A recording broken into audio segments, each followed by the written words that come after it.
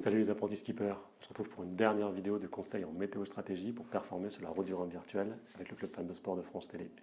Aujourd'hui on va voir le dernier point crucial de la course, comment faire le tour de la Guadeloupe de manière efficace. C'est parti. Ok, alors dernier petit point sur la carto, voir où on en est de la course. Donc clairement, tout le monde est dans l'Alizé maintenant et on voit que le groupe qui est passé plus à l'ouest est nettement en avance. Bien joué, c'était la bonne option, c'est clair. Je pense que maintenant s'il y a pas de gros rebondissements au niveau météo, ce qui est très peu probable, il devrait arriver devant. Et il y a tout le groupe qui est passé à l'est de l'anticyclone, là qui est également dans les alizés, mais un petit peu derrière. Donc voilà, les jeux sont quasiment faits au niveau de la gagne. Il reste le point crucial qu'on va voir maintenant, c'est comment faire le tour de la Guadeloupe sans se prendre le pied dans le tapis.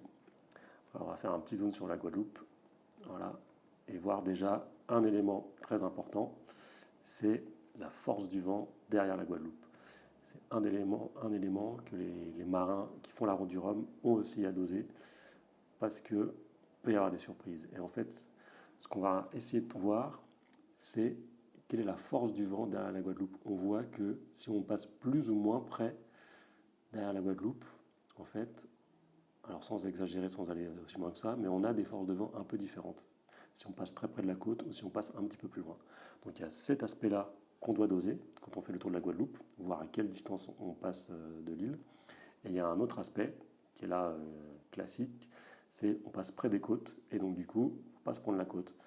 Et moi, ce que je vais faire quand je vais faire le tour de la Guadeloupe, je vais utiliser le petit outil qui est juste ici, Waypoint, pour être sûr de positionner correctement les endroits où je vais passer.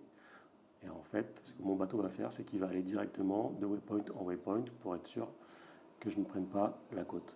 Alors il y a une chose auquel il faut faire attention quand on fait ça, c'est d'être sûr qu'entre deux waypoints, le bateau ne se retrouve pas complètement face au vent ou dos au vent, et alors le bateau serait très ralenti. Mais sinon, je vous conseille, pour faire le tour au plus proche de la Guadeloupe, d'utiliser cet outil waypoint, en rajoutant des waypoints comme ça les uns à la suite des autres, pour vraiment passer au plus près de la côte et terminer le plus rapidement possible. Voilà le petit conseil pour faire le tour de la Guadeloupe.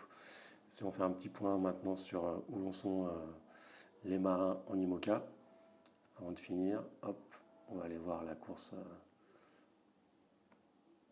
On voit qu'ils arrivent, ils ont fait une route qui est assez classique pour les marins, c'est-à-dire qu'ils sont passés par l'est de l'anticyclone. Et là c'est pareil, ils sont quasiment tout droit vers l'île et en fait ça va jouer comme la plupart du temps quand c'est encore serré jusqu'à la fin, ça va jouer sur le tour de la Guadeloupe. Donc on suivra ça avec attention. Voilà, donc c'était la dernière vidéo. J'espère que cette petite série vous a plu. N'hésitez pas à suivre les réseaux sociaux de Virtual Regatta et France TV pour plus d'infos à ces sujets. Et moi, on se retrouve sur mes réseaux pour suivre ma navigation. Je retourne naviguer. Allez, à bientôt et surtout n'oubliez pas, on lâche rien.